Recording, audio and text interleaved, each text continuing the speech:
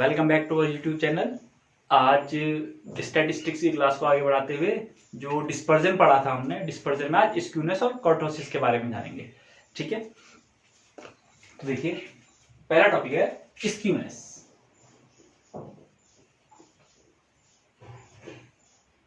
Skewness होता क्या है?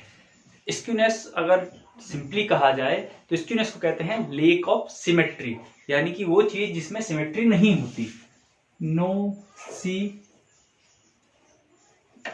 सिमेट्री। देखिए सिमेट्री का मतलब क्या हुआ? अगर मैं किसी चीज को 2 या 3 या 4 इक्वल पार्ट में तोड़ता हूं तो उसका हर एक पार्ट एक जैसा होना चाहिए, वो होगी सिमेट्री। देखिए कैसे, अगर मैं इस ब्लैक बोर्ड को, इस व्हाइट बोर्ड को मैं 4 इक्वल पार्ट में काटता हूं तो ये दोनों, इसके चारों के चारों पार्ट क्या होंगे? एक जैसे दिखेंगे, तो वो सिमेट्री हुई। ठीक है, और सिमेट्री नहीं होना, इस मार्कर को मैं बीच में से काट दूंगा तो इधर का पार्ट और इधर का पार्ट दोनों अलग है, एक तरफ नुकीला हिस्सा है, एक तरफ नहीं है, तो ये सिमेट्री नहीं है, इसने अपनी सिमेट्री खो दी। लेकिन अगर मैं इसको ऐसे में कट करूं वर्टिकली तो क्या होगा? इसके दो पीस मिलेंगे, वो एक जैसे मिलेंगे, वो सिमेट्री हुई। ठीक है, स्क्यूनेस मतलब लेक ऑफ सिमेट्री। स्क्यूनेस का फॉर्म स्क्यूनेस दिया किसने था? स्क्यूनेस कार्ल पियर्सन ने दिया था, एक फॉर्मूले के साथ दिया था एसके। स्क्यूनेस इक्वल्स का उनका mean minus mode upon sigma, standard deviation. Mean minus mode upon sigma, ये था स्क्यूनेस। ठीक है, उसके बाद हमने कहा था अगर स्क्यूनेस की वैल्यू सॉल्व करके 0 आती है तो आपका सिमेट्री होगा, सिमेट्री। ठीक है, स्क्यूनेस की वैल्यू ग्रेटर देन 0, स्क्यूनेस की वैल्यू लेस देन 0। ये दोनों क्या हैं? वैसे तो नॉन सिमेट्रिक हैं, लेकिन एक पॉजिटिवली स्क्यूड और ये निगेटिवली स्क्यूड। देखिए अगर 0 है तो no skewness, skewness means lack of symmetry. देखो स्क्यूड बोल दिया तो स्क्यूड मतलब टिल्ट हो रहा है किसी न किसी तरफ के लिए। अगर आपकी वैल्यू ग्रेटर देन 0 आती है स्क्यूनेस की तो लेक ऑफ सिमेट्री, यानी कि पॉजिटिवली स्क्यूड, और लेस देन 0 तो नेगेटिवली स्क्यूड। लेकिन अब देखिए उस कार्ल पियर्सन ने जो फॉर्मूला दिया था उसमें क्या था? Mean minus mode upon sigma. लेकिन साथ में उन्होंने एक और फॉर्मूला दिया है, उन्होंने कहा है 3 mean minus 3 median upon standard deviation. अब ये क्यों दिया होगा 3 mean minus 3 median upon standard deviation?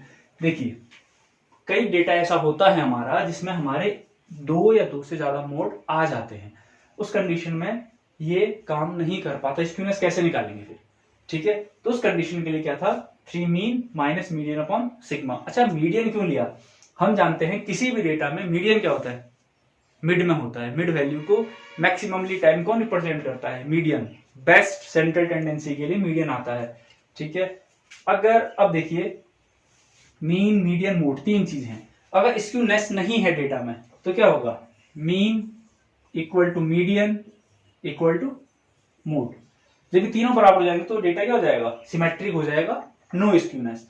यानी कि ये इसके बराबर हो गए तो टर्म 0, ये इसके बराबर हो गए तो भी टर्म 0। ठीक है, तो क्या हो जाएगा? Mean equal to mode equal to median. जब तीनों ही बराबर हो गए तो उसे क्या कहते हैं हम? नो स्क्यूनेस, यानी कि सिमेट्रिक डेटा। चलिए अब ग्राफ में देखते हैं। आपने इसका ग्राफ देखा होगा, जो नॉर्मल डिस्ट्रीब्यूशन का ग्राफ बनता है सेम वही ग्राफ है।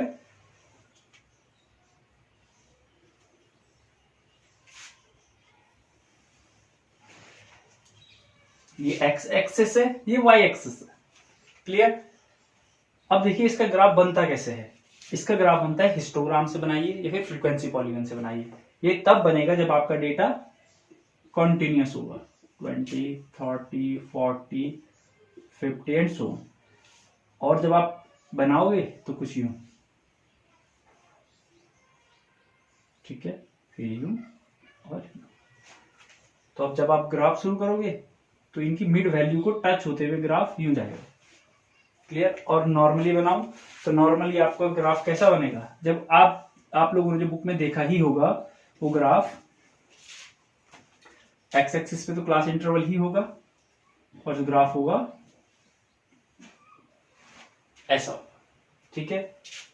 ये ग्राफ नॉर्मल डिस्ट्रीब्यूशन का है। नॉर्मल डिस्ट्रीब्यूशन तब होगा जब ये बीच में से अगर इसे दो टुकड़े में कर दूं तो इधर का पार्ट और इधर का पार्ट इक्वल हो, इक्वल एरिया हो, और मिड पे वैल्यू क्या होगी, जीरो। जीरो भी कह सकते हो। और ये कौन सी कंडीशन है जहां पे mean equal to mode equal to median, जहां पे मीन मोड और मीडियन तीनों क्या हो, बराबर, ठीक है। अब इससे इधर जो भी वैल्यू आएगी वो -1, -2, -3 ऐसे में चलेगी, इधर के लिए +1, +2 और +3 इस कंडीशन में चलेगी। क्लियर। ये सेंटर वैल्यू मानी जाती है किसी भी सिमेट्रिक ग्राफ के लिए, सिमेट्रिक डेटा के लिए। अब वहां पे क्या होता है, मीन मोड और मीडियन तीनों इक्वल होता है। तो जो ये ग्राफ है ये बना हुआ है, ये क्या है, जीरो स्क्यूड कर्व। क्या है, जीरो स्क्यूड कर्व, ध्यान रखिएगा यहाँ पे स्क्यूनेस क्या है, 0। अब देखिए ग्राफ कुछ ऐसा भी बन सकता है, इस तरफ के लिए हो गया, या फिर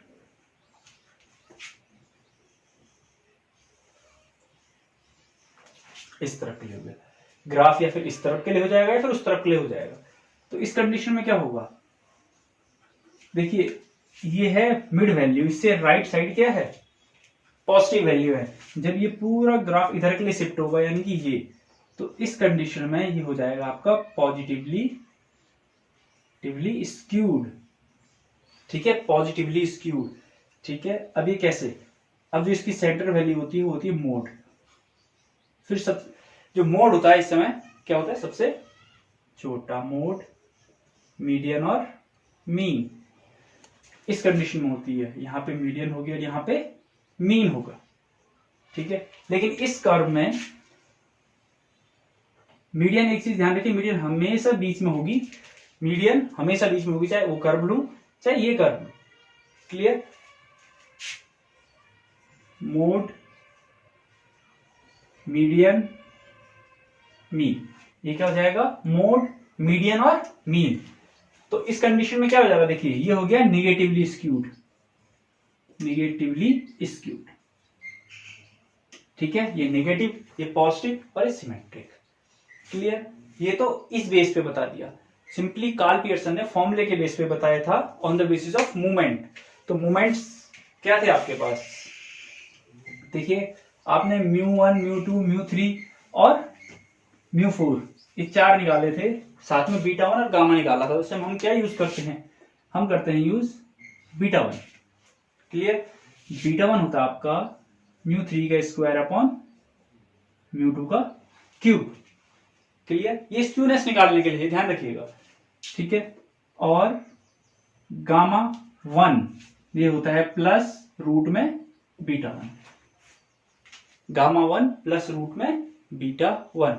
अब एक चीज देखिए, यहां पे किस चीज पे डिपेंड कर रहा है आपका β1 की वैल्यू इक्वल टू 0, β1 की वैल्यू ग्रेटर देन 0, β1 की वैल्यू लेस देन 0।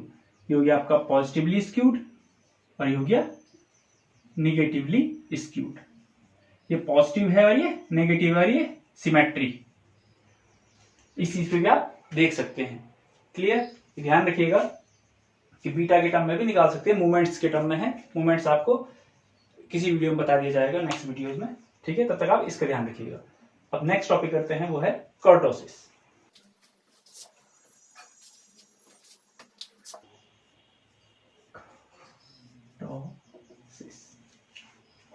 देखिए अब कर्टोसिस क्या हुआ। कर्टोसिस सिंपली हमारे जो नॉर्मल डिस्ट्रीब्यूशन का कर्व था, नॉर्मल डिस्ट्रीब्यूशन का कर्व था, वो 3 टाइप से आ रहा था, यूं,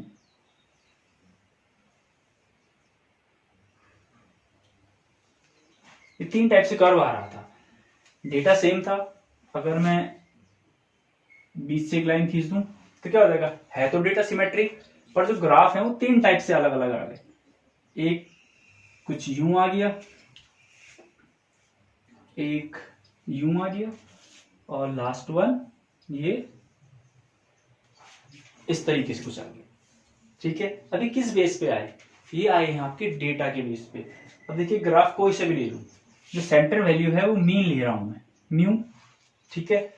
अब जो यहां से इधर के लिए है ये क्या है, डिस्पर्जन डेटा का, डिस्पर्जन डेटा कितना डिस्पर्स्ड है, तो ये क्या है, सिग्मा, यानी कि स्टैंडर्ड डेविएशन। तो जो आपका ये कर्व बनता है वो बनता है म्यू प्लस माइनस सिग्मा, ठीक है।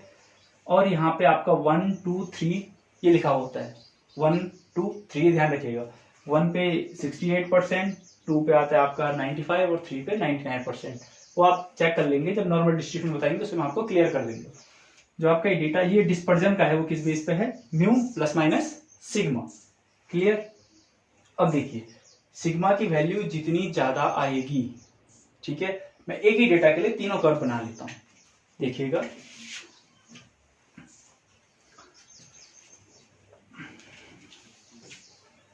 सपोज आपका डेटा का मीन म्यू इक्वल्स टू 10 है, ठीक है, और सिग्मा आ गया आपका 6, यानी कि 6 की वेरिएबिलिटी है।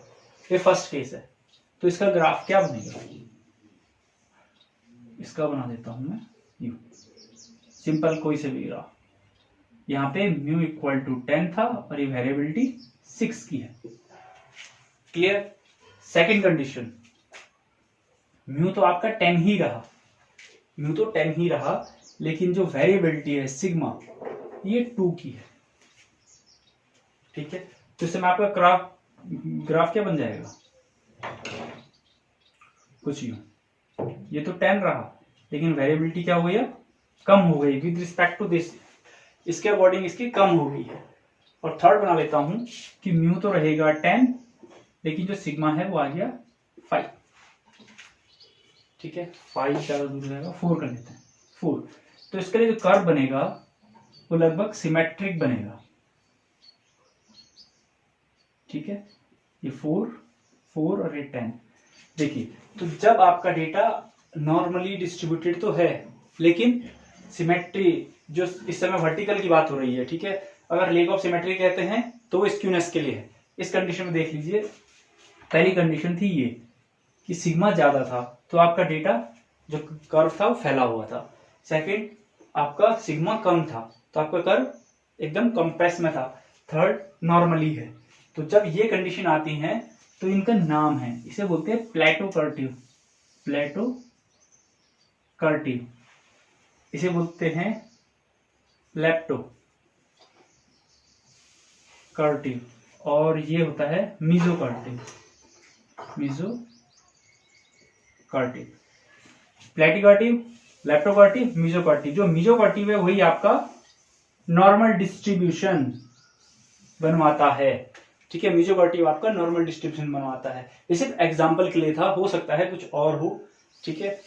ऐसे में कोई डाउट हो तो आप कमेंट कर लीजिएगा। तो आपका स्क्यूनेस में था और कर्टोसिस में ये है।